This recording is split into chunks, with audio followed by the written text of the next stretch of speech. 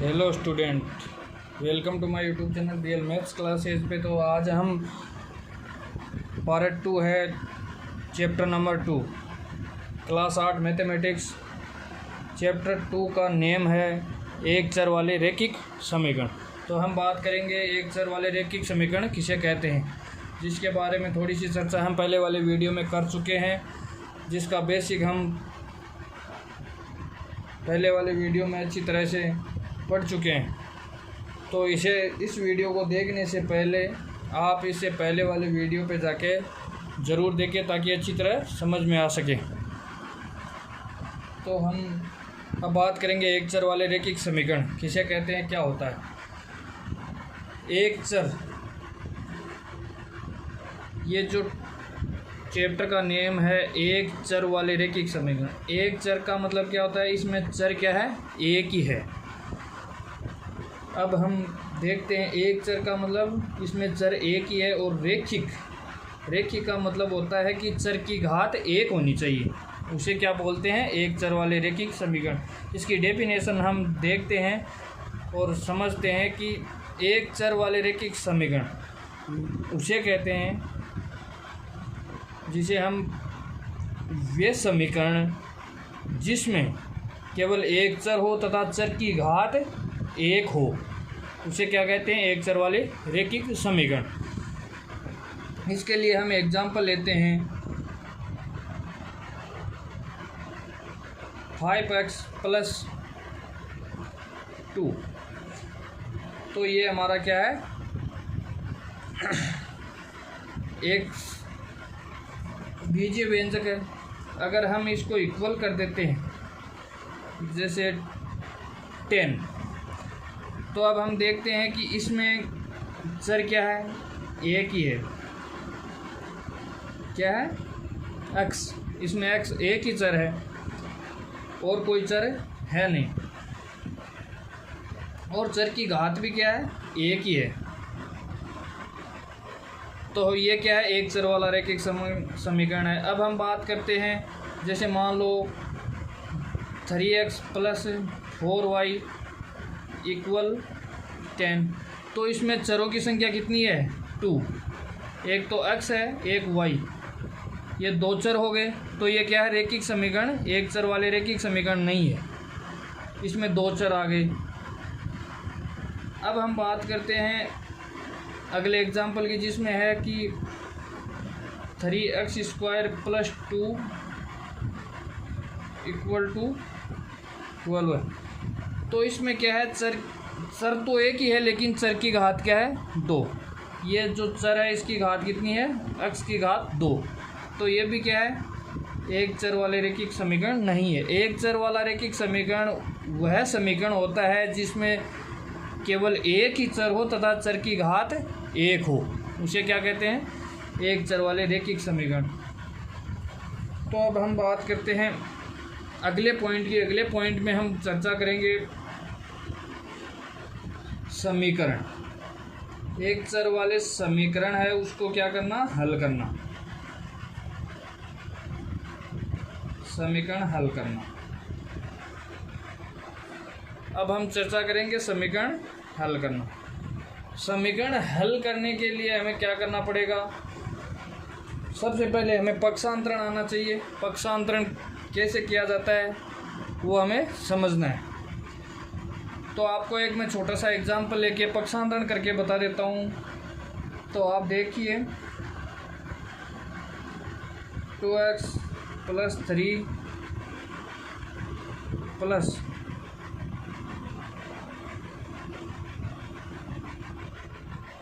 3x + 5 बराबर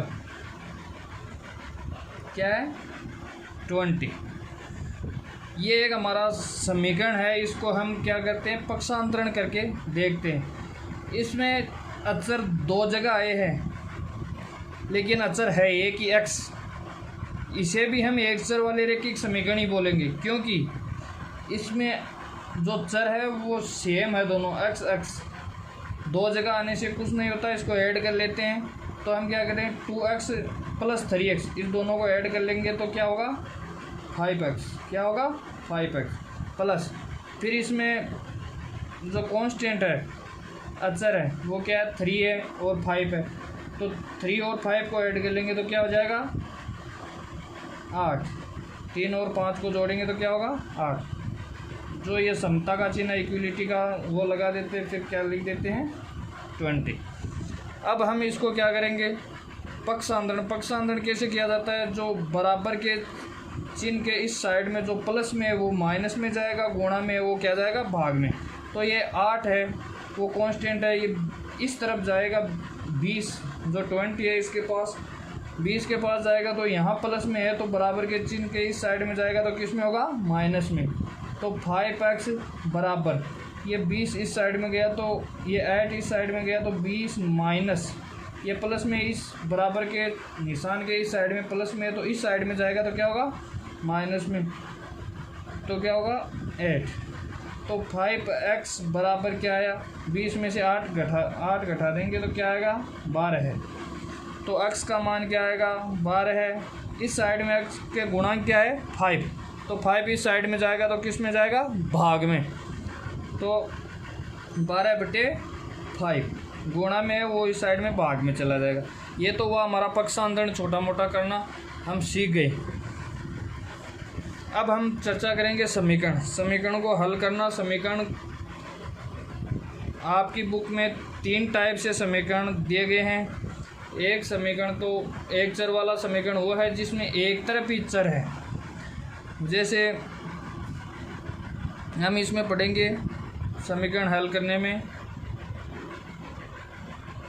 जब एक पक्ष में चर हो, जब एक पक्ष में चर हो, इसमें ये हुआ, थोड़ा सा मैं इसमें बता देता हूँ। ये तो दायां पक्ष है, ये बायां पक्ष है, इसको बोलते हैं राइट हैंड साइड, इसको बोलते हैं लेफ्ट हैंड साइड, शॉर्ट में इसको बोलते हैं RHS, इसको बोलते हैं LHS। जब एक पक्ष में चर हो, ये 2 पक्ष है, एक दायां पक्ष है एक बायां पक्ष, जब एक पक्ष में चर हो तथा दूसरे पक्ष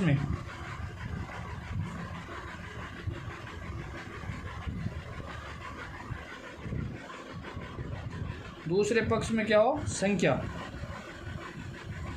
ऐसे समीकरणों को हल करना सीखेंगे हम।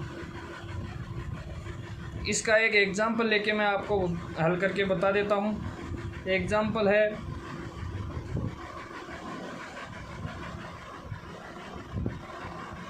(2x + 4 = 10). ये हमारा एक चर वाला रैखिक समीकरण है। अब हम क्या करेंगे, इसमें दिया गया कि एक पक्ष में चर है, इस एक ही पक्ष में चर है, इसमें चर क्या नहीं है, तो हम इसमें कांस्टेंट है, एक तरफ ओनली संख्या ही है, तो इसको हम हल करेंगे।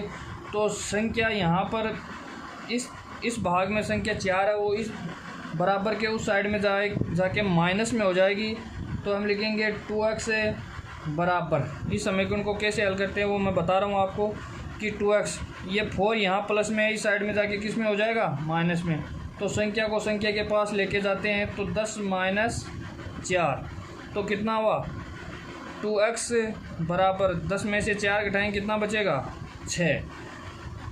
तो फिर ये x के साथ में गुणा में है तो इस साइड में जाएगा 2, तो क्या होगा भाग में। यहाँ हम x का मान निकाल रहे हैं, तो x अकेले को इस तरफ रख लेते हैं। x बराबर ये 2 गुणा में है तो इस साइड में किस में हो जाएगा भाग में, तो 6/2, तो ये क्या आया 3, तो x का मान कितना आया 3। इस प्रकार हम देखते हैं। अगला एग्जाम्पल लेते हैं। अब सेकंड एग्जाम्पल लेके मैं एक बार और बता देता हूँ आपको। एग्जाम्पल नंबर 2, इसमें क्या है, ये एग्जाम्पल है 3x +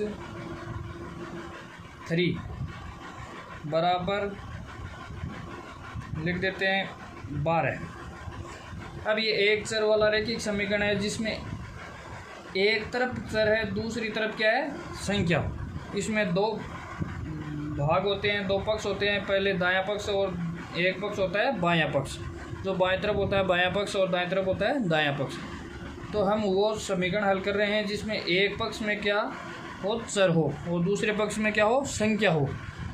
तो हम इसको हल करेंगे। तो इसको हल करने के लिए हम देखते हैं कि ये 3 संख्या है, इस 12 भी संख्या है। संख्या को एक तरफ कर लेते हैं, अक्ष वाली संख्या को एक तरफ रख लेते हैं। तो अक्ष वाली संख्या को यहीं रख लेते हैं। 3 को इस 12 में, इस 12 की तरफ ले जाएंगे तो 3x यहाँ बराबर लगाएंगे और 12 में से इस तरफ जो प्लस में वो क्या करेंगे, माइनस में। तो यहाँ आए 12 माइनस 3, क्योंकि ये इस साइड में प्लस में, उस साइड में जाएगा तो किस में होगा, माइनस में। तो 3x बराबर क्या आएगा, 12 में से 3 घटाएंगे तो क्या आएगा, 9। तो अब हम x यहाँ 3 गुणा में है तो इस तरफ क्या होगा, भाग में। तो हमें 3 को इस साइड में ले जाना है। तो हम रखते हैं 9, इस तरफ गुणा में है तो क्या आ जाएगा, इस तरफ भाग में। तो 9 में 3 का भाग देंगे तो x बराबर 3 आएगा। इस प्रकार हम समीकरण को हल करेंगे। अब हम वो समीकरण हल करेंगे जिसके दोनों पक्षों में क्या हो, चर हो। अब हम चर्चा करेंगे उन समीकरणों के बारे में जिसमें दोनों पक्षों में क्या हो, चर हो। दोनों पक्षों में चर, तो हम सेकंड पढ़ेंगे। दोनों पक्षों में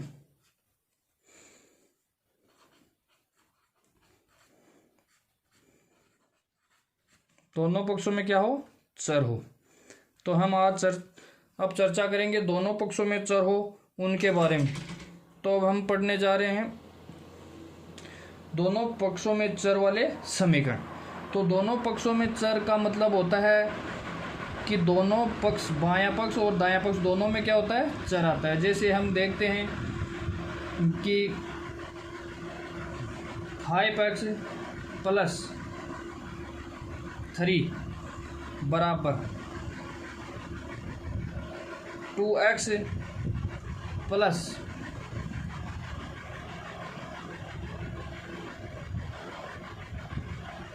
11।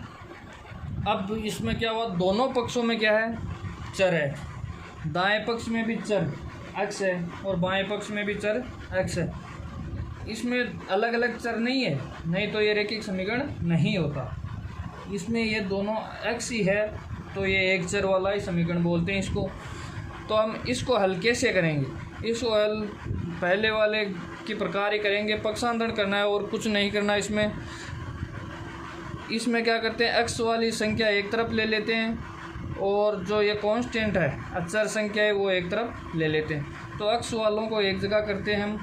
तो यहाँ 5x प्लस 3, ये 2x है, इसको हम बराबर के इस साइड में लाएंगे तो किस में हो जाएगा, माइनस में।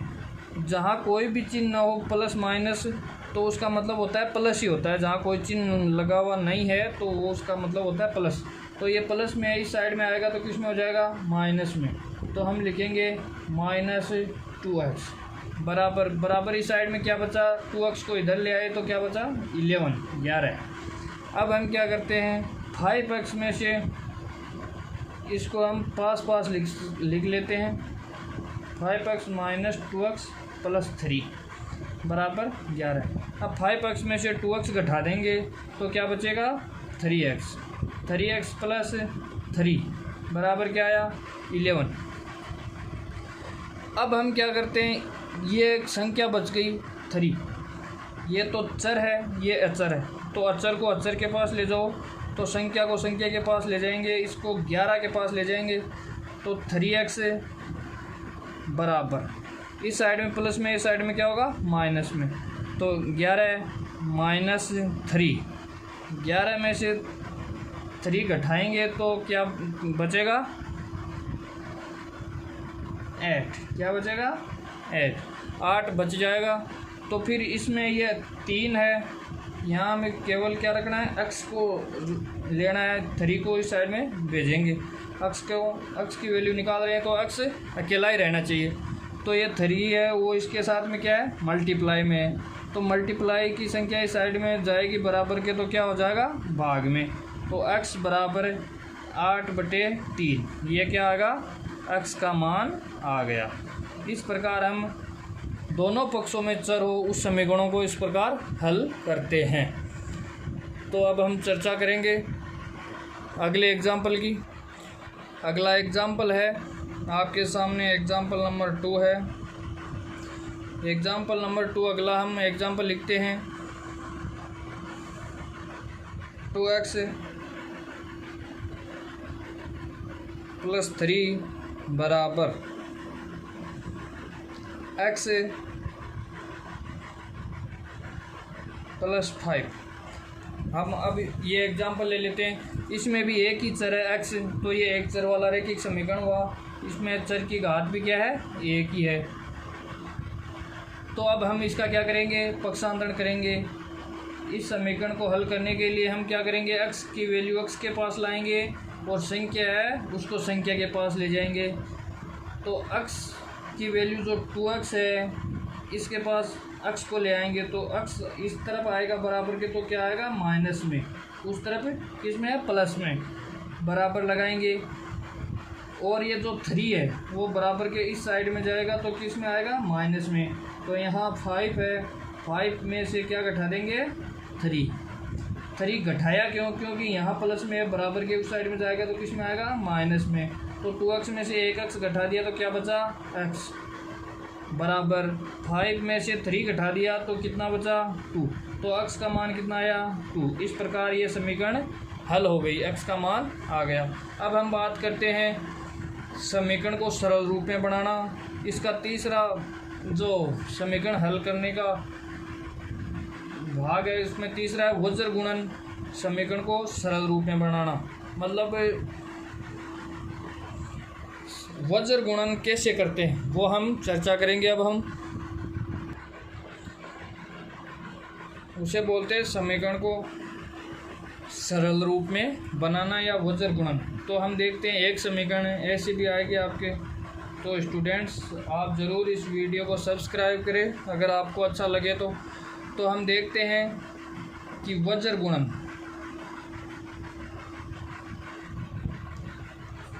वज्र गुणन सरल रूप में बनाना। तो देखते हैं, हम एक समीकरण मान लेते हैं, हम 2x + 1/2 बराबर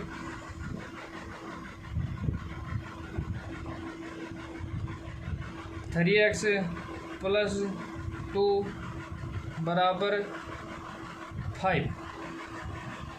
अब इस समीकरण को हम वज्र गुणन के रूप में बोल सकते हैं, सरल करना, या इसको ऐसे बोलते हैं कि इस समीकरण को सरल करो। तो सरल करने का मतलब होता है इसका वज्र गुणन करके इसको x का मान ज्ञात करना होता है। सरल करने का मतलब x का मान ज्ञात करना होता है। तो हम क्या करते हैं, ये जो 5 है इसका ऊपर वाले के साथ में गुणा करेंगे, 2 का है वो इसके साथ में गुणा करेंगे। आपको बताया था कि कोई भी संख्या भाग में है तो उस तरफ जाके किस में हो जाएगी, गुणा में। तो इसको इस संख्या से गुणा करेंगे बराबर के इस साइड वाली संख्या से। तो हम देखते हैं 2x + 1, ये एक व्यंजक है, इसको इस संख्या को किससे गुणा करेंगे, ये भाग में है तो इस बराबर के इस साइड में जाके क्या हो जाएगी, गुणा। तो हम इसको किससे गुणा करेंगे, 5 से। ये बराबर का चिन्ह लगा दिया। अब क्या है, 3x + 2, कोष्टक लगाओ और फिर जो बराबर के इस साइड में भाग में है वो इस साइड में किस में आएगी, गुणा में। तो 2 इस तरफ भाग में, बराबर के इस साइड में जाके इस संख्या से, पूरी संख्या से क्या हो जाएगी, मल्टीप्लाई। तो इसको 2 से मल्टीप्लाई, तो ये 5 से तो ये मल्टीप्लाई हो गई और इससे मल्टीप्लाई ये हो गई 2 से। तो अब हम क्या करते हैं, 5 को अंदर वाली दोनों संख्याओं से मल्टीप्लाई करते हैं। तो 5 को 2x से मल्टीप्लाई करेंगे 5 को, तो क्या आएगा, 5 को 2 से मल्टीप्लाई करेंगे क्या आएगा, 10x। ये एक्स रख दिया यहाँ, प्लस 5 को 1 से मल्टीप्लाई करेंगे क्या आएगा 5।